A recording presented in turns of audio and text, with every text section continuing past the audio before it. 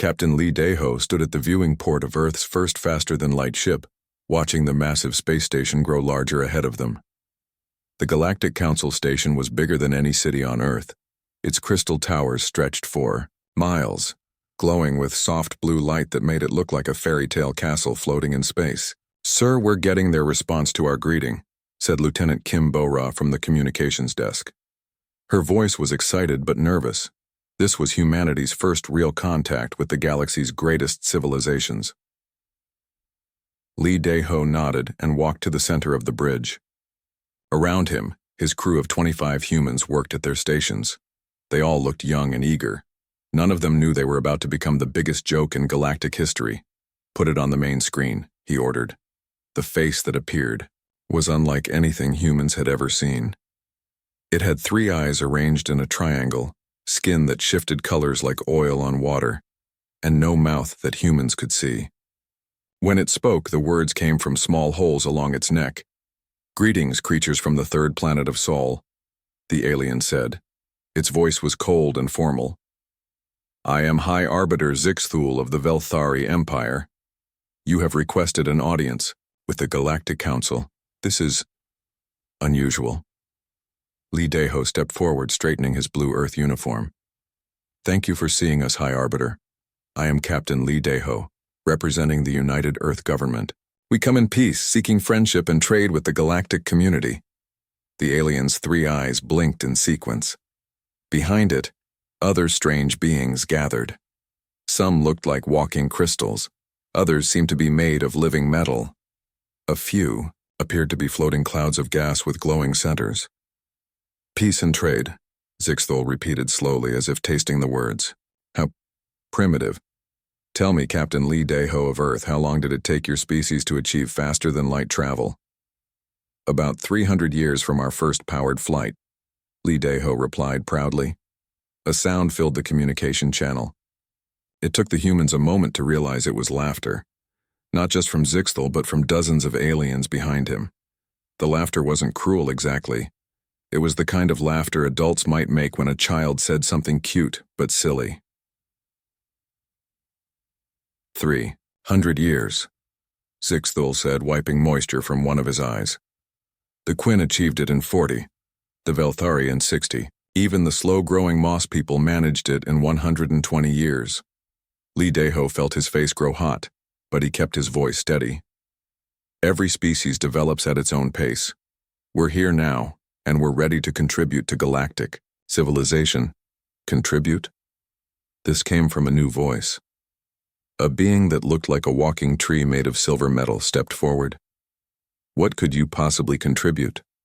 Your ships barely maintain cohesion in hyperspace. Your weapons are kinetic projectiles. Your computers are electronic." "Electronic." Another alien laughed so hard it started flickering like a broken light bulb.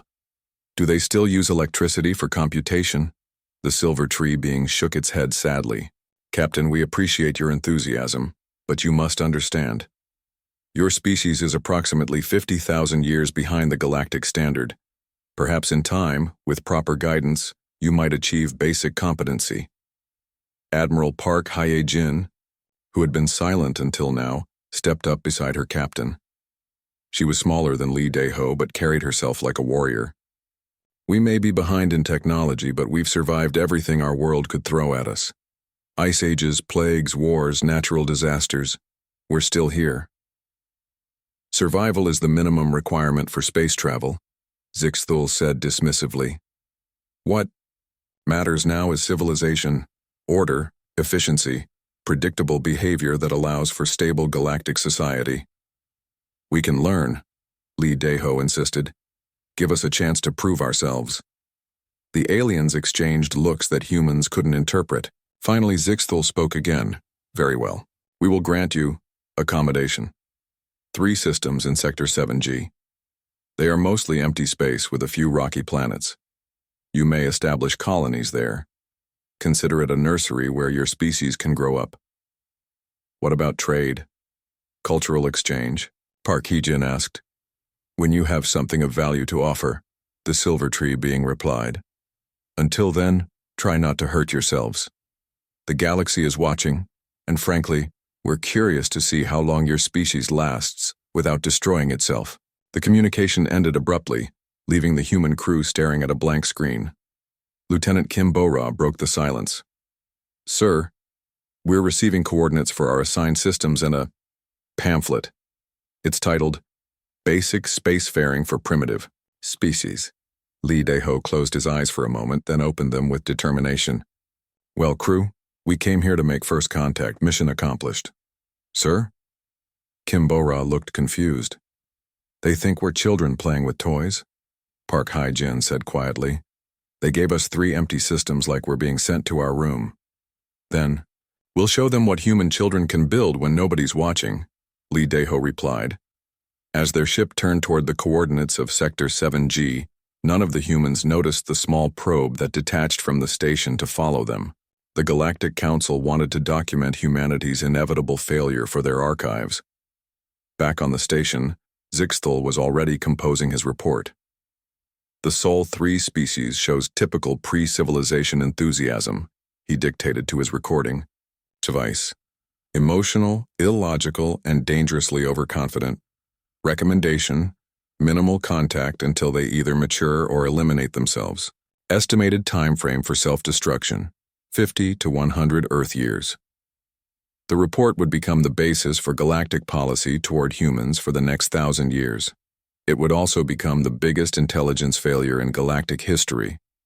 In the weeks that followed, news of the stumbling species spread across the galaxy. Comedy shows featured sketches of humans trying to operate advanced technology. Scientists published papers on the correlation between emotional thinking and technological backwardness. Children's books used humans as examples of what happens when a species reaches space before achieving proper wisdom. The Quinn Collective's greatest comedian, a floating gas cloud named Werblix, built an entire career around human jokes. Why did the human cross the space lane? Became the setup for 1,000 punchlines. But in Sector 7G, something else was happening. Captain Lee Dae-ho and Admiral Park Hae-jin were building the first human colonies not as monuments to human pride, but as training grounds for human survival. They took the aliens' dismissal as a challenge, rather than an insult. Let them laugh. Park Hae-jin told her staff during their first colony planning meeting. Laughter means they're not paying attention. And when your enemy isn't paying attention, that's when you get strong. The galaxy had made its first mistake. They had given humanity exactly what they needed: time, space, and the freedom to develop without interference. They thought they were putting the humans in a corner. Instead, they had given them a workshop. As the first human settlements took shape on the rocky worlds of Sector 7G, the inhabitants worked with a quiet determination that would have surprised their galactic neighbors. They weren't building monuments or grand cities. They were building something much more dangerous, a foundation for the future. The galaxy would continue laughing for another 950 years, but deep in Sector 7G, the humans were already preparing to have the last laugh. 200 years had passed since humanity's embarrassing first contact with the Galactic Council. In the grand halls of the Council Station, humans were still a joke. Comedy shows still featured bumbling human characters. Scientists still used humanity as an example of evolutionary failure. But in Sector 7G, something remarkable was happening that nobody was watching. Dr. Kim Tae-young wiped sweat from her forehead as she worked in the underground laboratory on New Sol, humanity's largest colony world. Around her, dozens of scientists from Earth and the colonies worked on projects that would have amazed the galaxy, if the galaxy had bothered to look. The quantum consciousness interface is finally stable, she announced to her team. The device on the table looked nothing like the elegant alien technology they had seen. It was a mess of wires, crystals, and biological components that seemed to have been thrown together by someone in a hurry. It looks like junk, said her assistant, Dr. Cho Min-ki, grinning. Good, Kim Tae-young replied.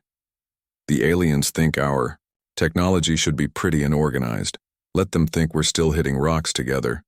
This junk can link human consciousness directly to quantum computation networks. She was right to be careful. 3 times over the past century, the Galactic Council had sent inspection teams to check on human progress.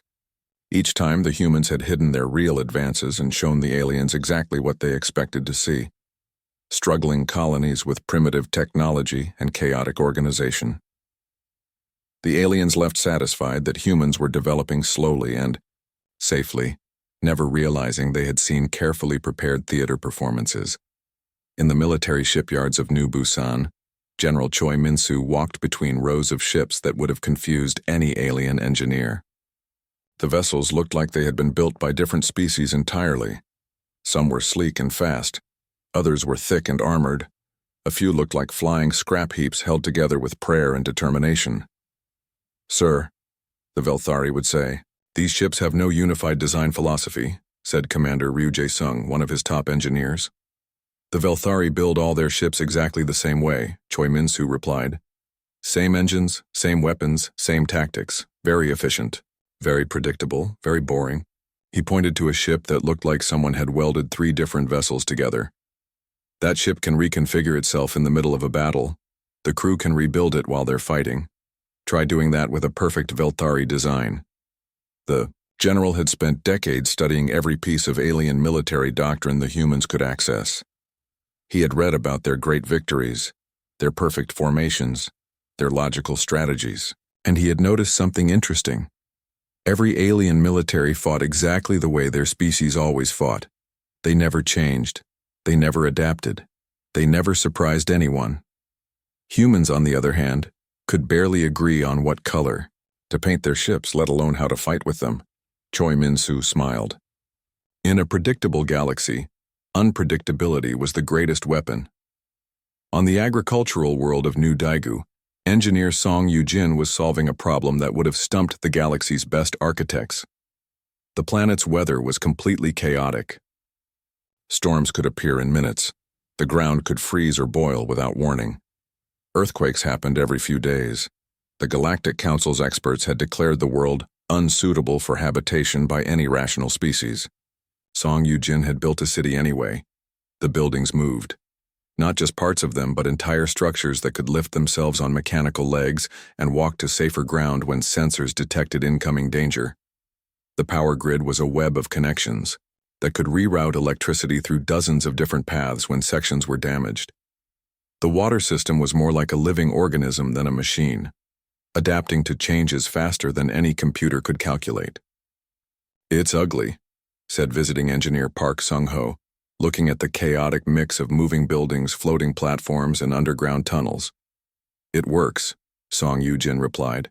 "The Quinn Collective builds perfect cities that last for millions of years, but they only work if nothing unexpected happens. Our cities look crazy, but they can survive anything." She pointed to a building that was currently folding itself into a different shape as a sandstorm approached. "Beauty is predictable. Survival is messy." The real secret of human development wasn't happening in the laboratories or shipyards or cities. It was happening in the minds of humanity's children. In schools across the human colonies, young people like Student Council President An Ye-wan were learning to think in ways that would have horrified alien educators. Instead of memorizing perfect answers, human students were taught to question everything. Instead of following logical pathways, they were encouraged to make creative leaps. Instead of avoiding mistakes, they were told that failure was the best teacher. "The aliens think we're stupid because we make emotional decisions," An Ye-wan told her classmates during a debate about galactic politics. "But emotions aren't stupid. They're fast. When something dangerous happens, we don't need to run calculations. We just know." Her teacher, Mr. Hong Jun-seok, nodded approvingly. "What else makes us different?" "We argue with each other," said student Lee Na-yoon. "Alien species all think the same way. Humans never agree on anything. That means we always have backup plans." "We're messy," added Kim Dong-wook. "Our ships break down, our cities flood, our computers crash. But we always fix them. Alien technology is too perfect. When it breaks, they don't know what to do." These children were growing up with a secret that the galaxy didn't understand. Humanity wasn't trying to become like the aliens. They were becoming more human than ever before. The galaxy noticed none of this.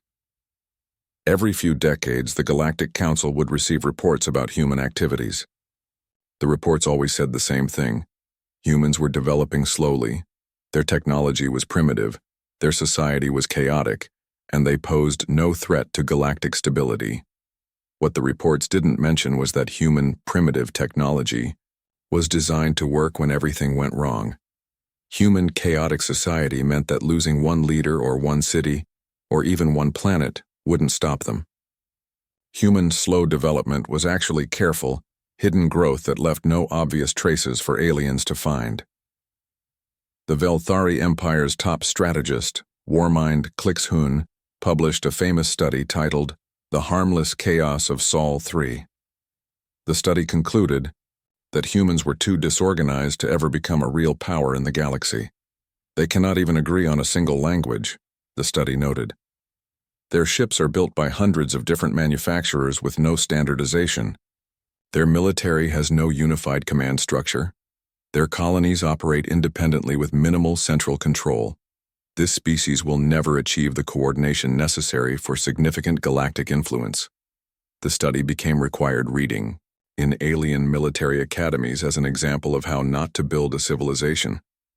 Meanwhile, on the colony world of New Incheon, a very different kind of military exercise was taking place. Colonel Han Woo-jin watched as his human soldiers faced off against computer simulations of alien armies. The exercise should have been impossible to win. The simulated alien force had better weapons, better armor, better ships, and better tactics. They followed perfect military doctrine that had won wars for thousands of years. The humans lost the first 50 simulations badly. Then something interesting started happening. The human soldiers began ignoring proper military doctrine entirely. They split into small groups that moved independently. They used weapons in ways that violated every rule of engagement. They made decisions based on hunches rather than data. By the 100th simulation, they were winning half the time. By the 200th simulation, the alien tactics had become predictable.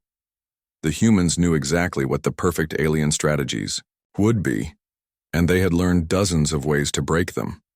"Sir," said Sergeant Moon Ji-woo after their latest victory, "we're not better soldiers than the aliens." "No," Han Woo-jin agreed. "We're different soldiers, and different is sometimes better than better." The colonel filed his report in a database that didn't connect to any galactic networks. The humans had learned to keep their real achievements secret. Let the aliens think they were still struggling with basic military concepts. Let them believe humans were too emotional and chaotic to be effective warriors. 300 years after first contact, the galactic view of humanity had settled into comfortable certainty. Humans were harmless, they were primitive, they were amusing. They might someday become junior members of galactic civilization, but only after centuries more development under proper alien guidance. The entertainment industry loved humans. There were dozens of shows featuring human characters as comic relief. The most popular was Those Crazy Earthers, which followed the adventures of bumbling human explorers who somehow survived through pure luck. Real humans watched these shows and laughed along with everyone else. They had learned that being underestimated was the most valuable gift the galaxy had ever given them. In the research stations hidden in asteroid fields throughout Sector 7G, human scientists were making breakthroughs that would have shocked their alien colleagues. Dr. Yu Seo-jun had created biological computers that grew themselves. Engineer Lim Hai-young had built ships that could repair themselves using nothing but space dust and time. Commander Bae Ji-won was having a perfectly normal day when the universe decided to end. She was reviewing supply reports in her office aboard the human patrol ship Resilient Hope when her communications officer burst through the door without knocking.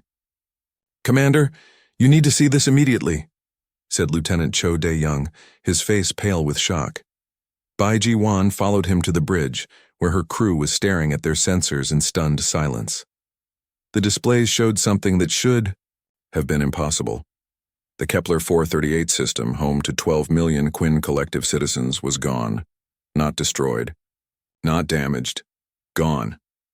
Where there had been a star, 3 planets and 2 space stations yesterday, there was now empty space. Not even debris remained. "Are our sensors malfunctioning?" Bae Ji-won asked. "No, ma'am," replied sensor specialist Kang Soo-bin. "I've run diagnostics 6 times. The entire system has been Removed. Removed how? I don't know, ma'am. There's no energy signature, no gravitational disturbance, no trace of whatever did this. It's like the system was simply edited out of reality. Bai Jiwan stared at the empty space where millions of beings had lived just hours before. In her 5 years commanding patrol ships in the Outer Rim, she had seen pirates, smugglers, and the occasional territorial dispute. She had never seen anything like this. "Send a priority message to Fleet Command," she ordered, "and patch me through to the Galactic Council Emergency Network." 20 minutes later, she was looking at the three-eyed face of Velthari sub-arbiter Nixhol, who looked annoyed at being contacted by a human. "Commander Bay, this channel is for actual emergencies," the alien said in a bored tone. "Sir, the Kepler 438 system has disappeared," Bai Jiwan reported. 12 million Quinn citizens are missing. Disappeared? Nixhol's eyes blinked in sequence. "That's impossible.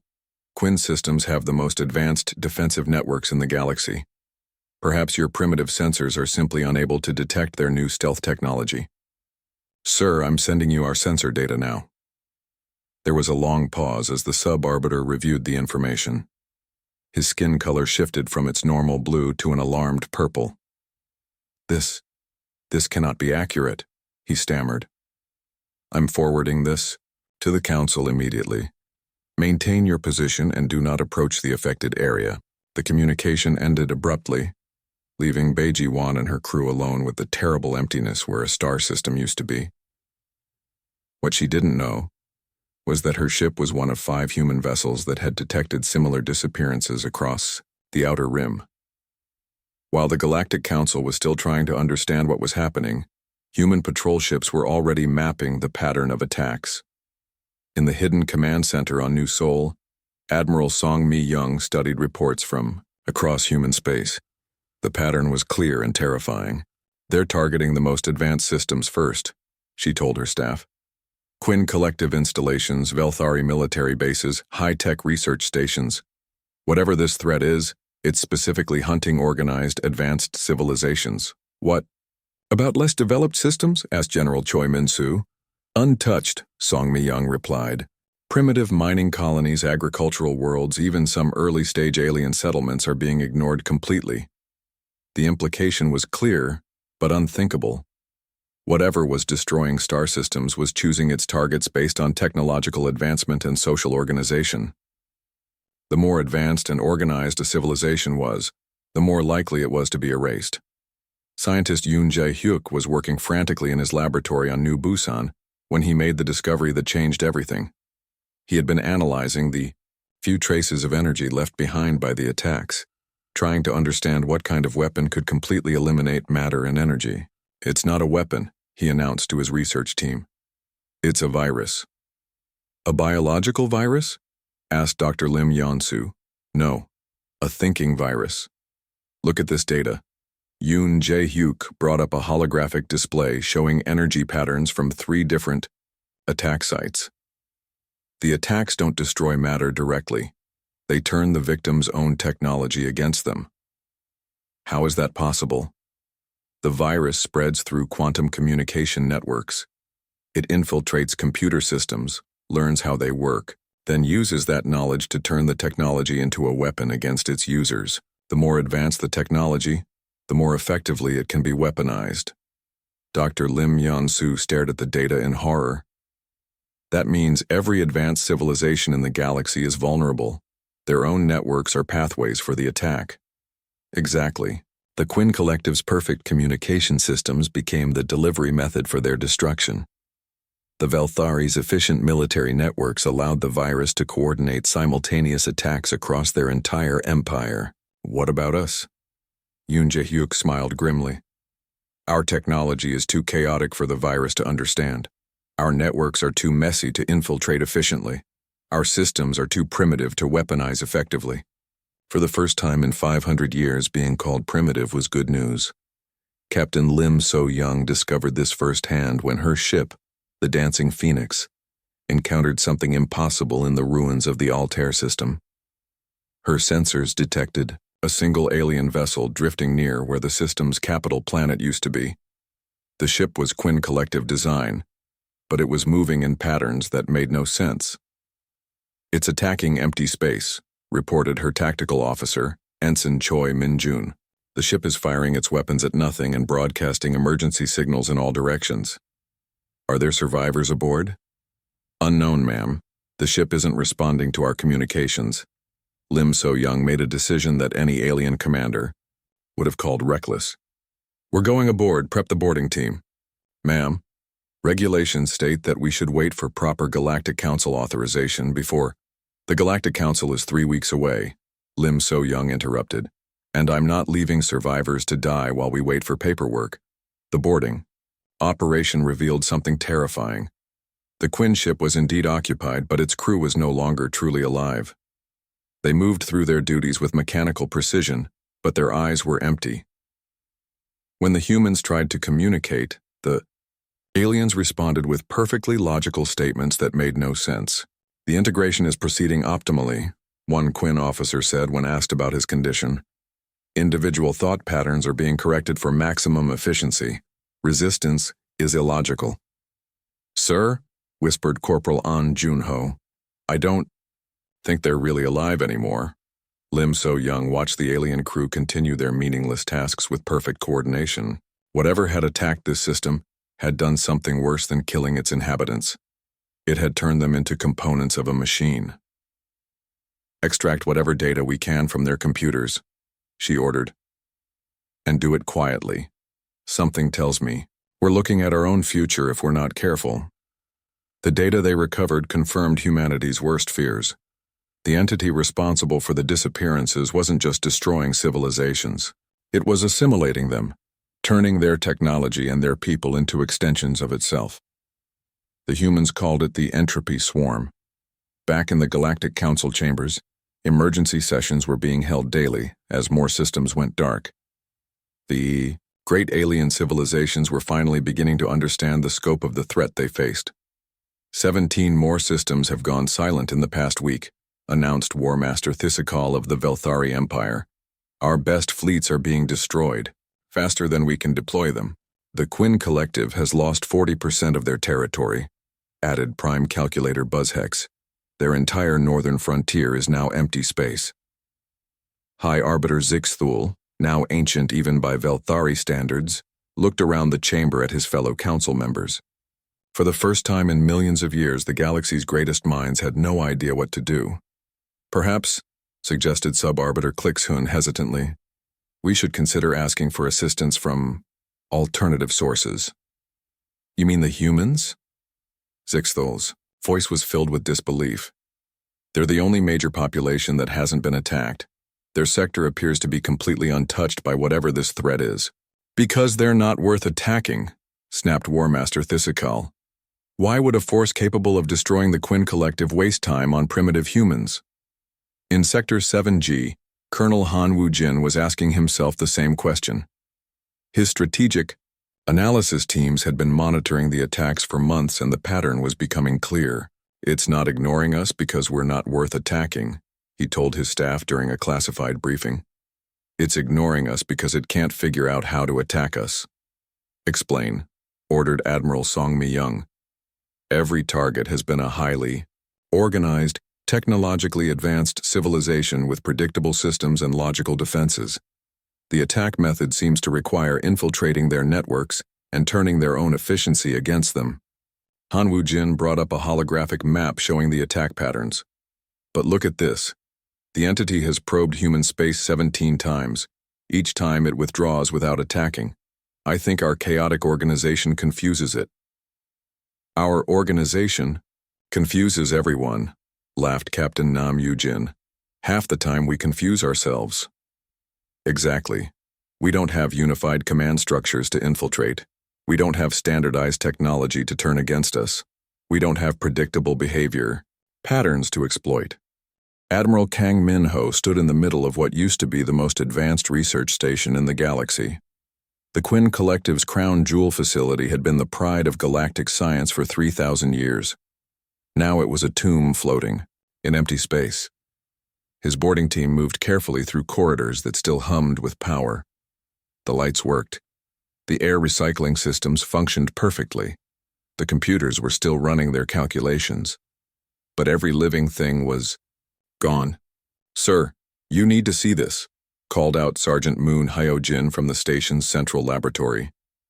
Kang Min-ho floated through the zero-gravity corridors to where his team had gathered around a massive holographic display. The screen showed a three-dimensional map of the galaxy with thousands of red dots marking destroyed systems. "The station's computers recorded everything," explained Corporal Lee Dongsik.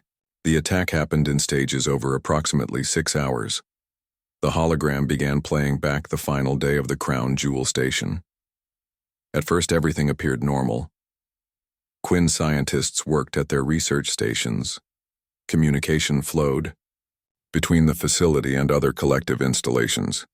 The daily routine of galactic civilization continued as it had for millennia. Then something changed. There, pointed Moon Hyojin, at 1437 station time. "Watch the scientists." The Quinn researchers suddenly stopped their individual projects and began working together on a single task. Their movements became perfectly synchronized. They worked without speaking, without questioning, without any of the small inefficiencies that normally marked individual behavior.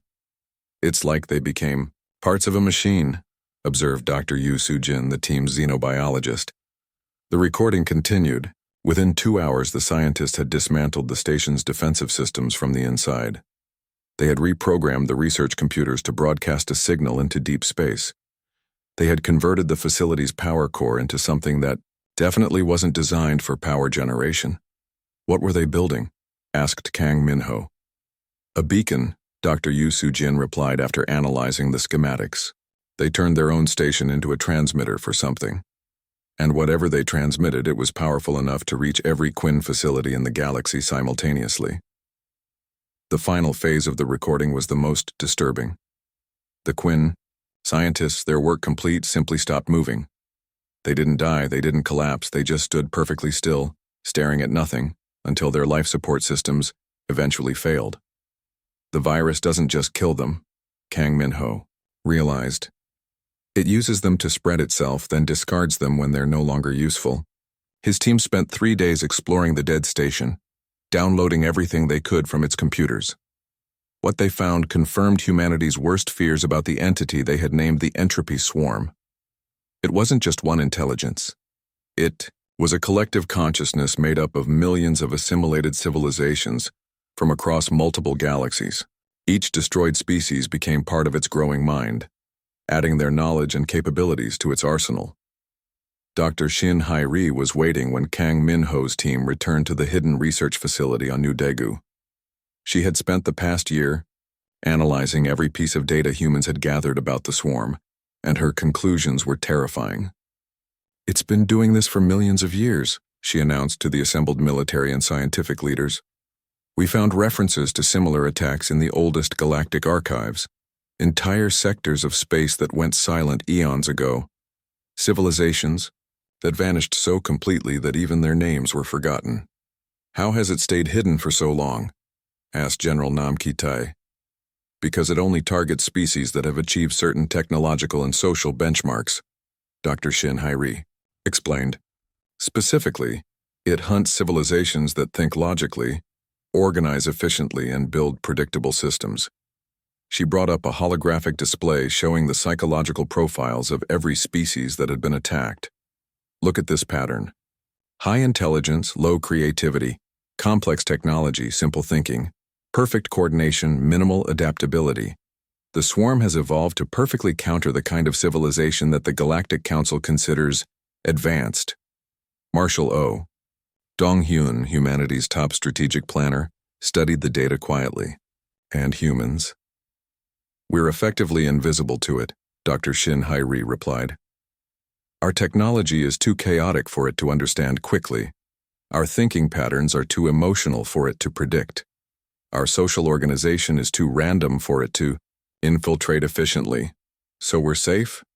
For now. But it's learning. Every civilization it absorbs teaches it new strategies. Eventually, it will figure out how to deal with us too."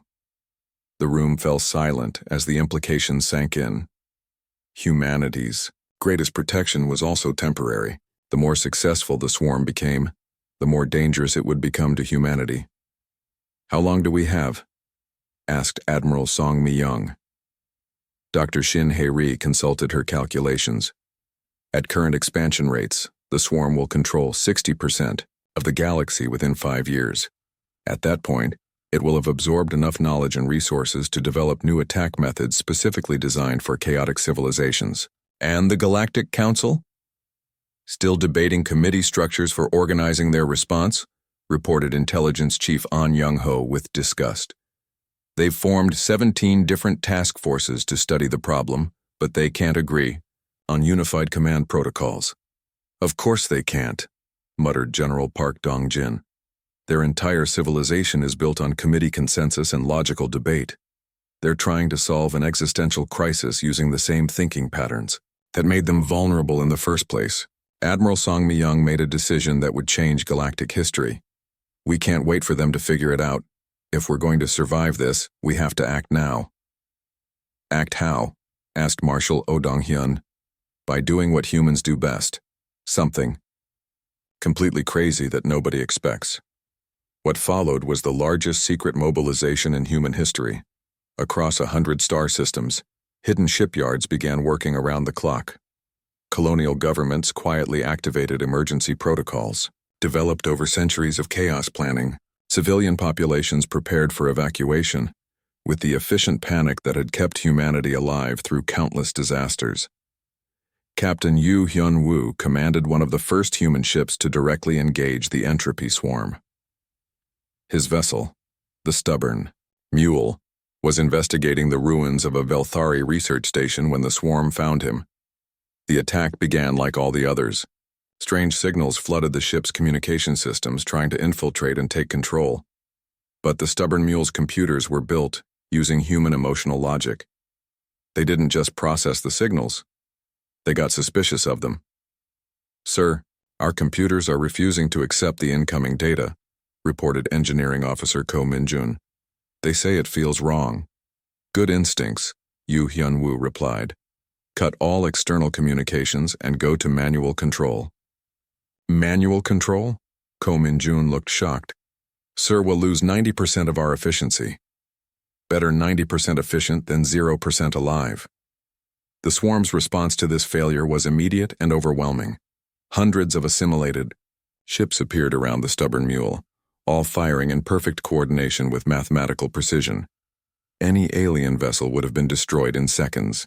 The human ship survived because it did something no logical commander would consider. It started fighting randomly. Instead of following optimal combat patterns, the Stubborn Mule's crew made decisions based on intuition, fear, anger, and desperation. They fired weapons in directions that made no tactical sense. They changed course using flight patterns that violated every principle of space combat. The swarm's perfect coordination became a weakness. It had calculated exactly how an efficient defense would respond to its attack. It was completely unprepared for a defense that made no sense. "We're winning," reported Tactical Officer Young Si-woo in amazement. "I don't know how, but we're actually winning." "We're not winning," Yu Hyun-woo corrected. "We're confusing them. There's a difference. The Stubborn Mule escaped, but barely. More importantly, it had proven something crucial. The entropy swarm could be fought. Not with superior technology or perfect tactics, but with the chaotic unpredictability that aliens had always considered humanity's greatest weakness. Word of the engagement spread through human space like wildfire. Finally, after 5 centuries of hiding and preparing, humanity had something the galaxy desperately needed, a way to fight back. But when Admiral Song Mi-young tried to share this information with the Galactic Council, she received the same response humanity had gotten for 1,000 years. "Your reports are appreciated, Admiral," Sub-Arbiter Nixhole told her during their emergency communication. "However, the Council's military experts have determined that your chaotic tactics would be ineffective against a threat of this magnitude. We recommend that human forces remain in their assigned sectors, while the galaxy's proper military handles this crisis." "Sir, with respect, the galaxy's proper military is being destroyed," Song Mi-young replied. "Half the Quinn Collective is gone. The Velthari have lost their entire outer rim. You need our help. What you call help, we call interference, Nixhul responded coldly. Human forces lack the discipline and coordination necessary for large-scale military operations. Fleet Admiral Park Junseo watched from the bridge of the Eternal Defiance as the last free systems of the galaxy prepared for their final battle. Around him, his command staff worked with the controlled chaos that had become humanity's signature. No two officers did their jobs the same way. No systems followed identical protocols. It looked like madness to anyone who didn't understand human thinking. It was exactly what they needed. "Sir, we're receiving reports from across the fleet," announced Communications Officer Lee Yoon-young. "All ships are in position." Park Junseo nodded and looked out at the greatest armada in human history. 3,000 ships hung in space around the galactic core, ranging from massive battleships to tiny fighters. No two vessels looked alike. Some were sleek and modern. Others appeared to be held together with spare parts and determination. A few seemed to change shape as he watched.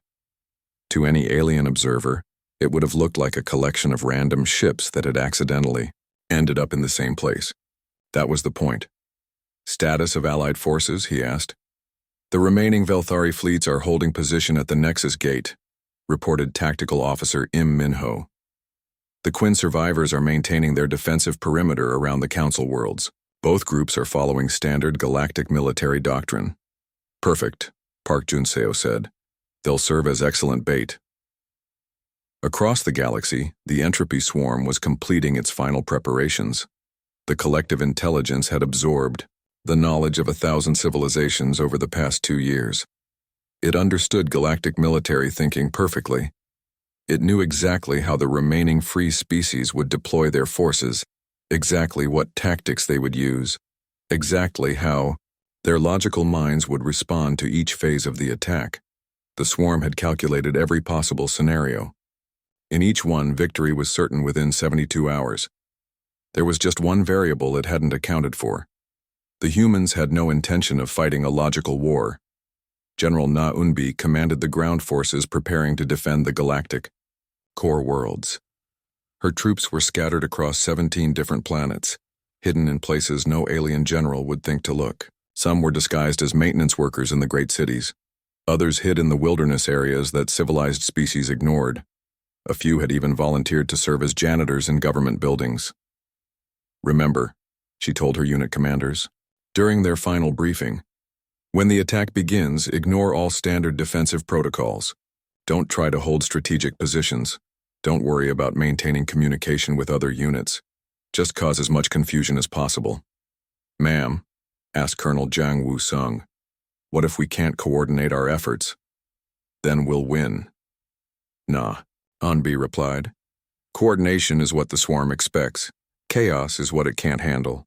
The attack began at 1547 Galactic Standard Time on the day that would be remembered as either the end of free civilization or the beginning of humanity's recognition as the galaxy's guardians.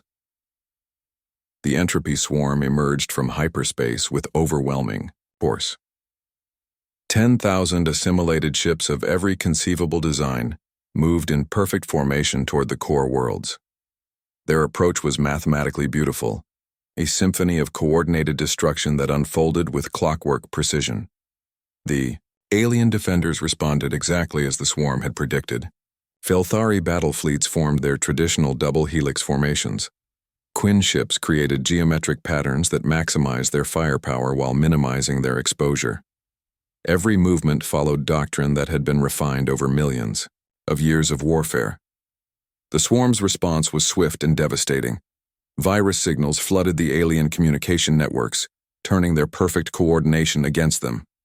Within minutes, alien ships were firing on their own allies, following corrupted orders that their logical minds couldn't question.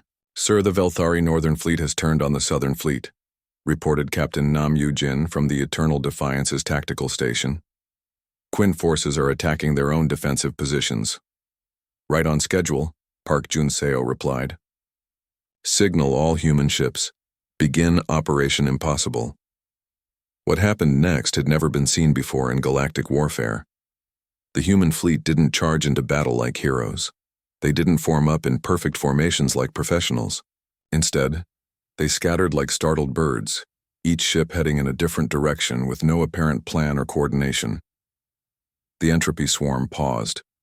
For the first time in its million-year existence, it encountered something that didn't fit: its models. The human ships weren't following any known tactical doctrine. They weren't even following each other. Captain Yu Hyun-woo piloted his fighter, the Lucky Guess, through the swarm's formation, while doing something that would have gotten him court-martialed in any alien military. He was improvising. "This is Lucky Guess to anyone listening," he broadcast on an open channel. "I see a big ugly ship that looks important. I'm going to ram it." "Lucky Guess, this is Dancing Phoenix," came a reply from Captain Lim So-young.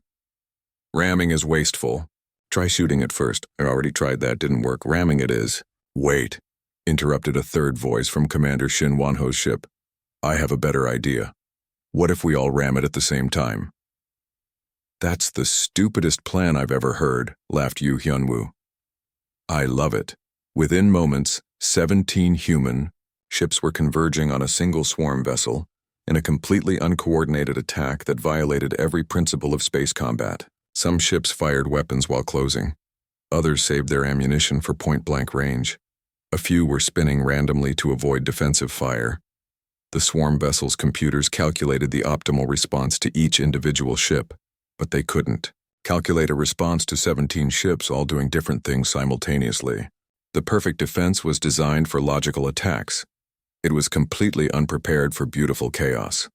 The swarm ship was destroyed, and something unprecedented happened. The entropy swarm experienced confusion. Dr. Yoon Jae-hyuk was monitoring the battle from the research station on New Busan when he detected the anomaly. "The swarm's coordination is breaking down," he announced to his team. "Look at these communication patterns." The displays showed the swarm's mental network, normally a perfect web of interconnected thoughts, beginning to develop gaps and static.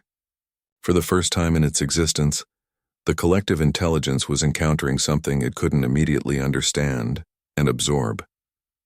"It's trying to adapt to human tactics," explained Dr. Park Soo-jin.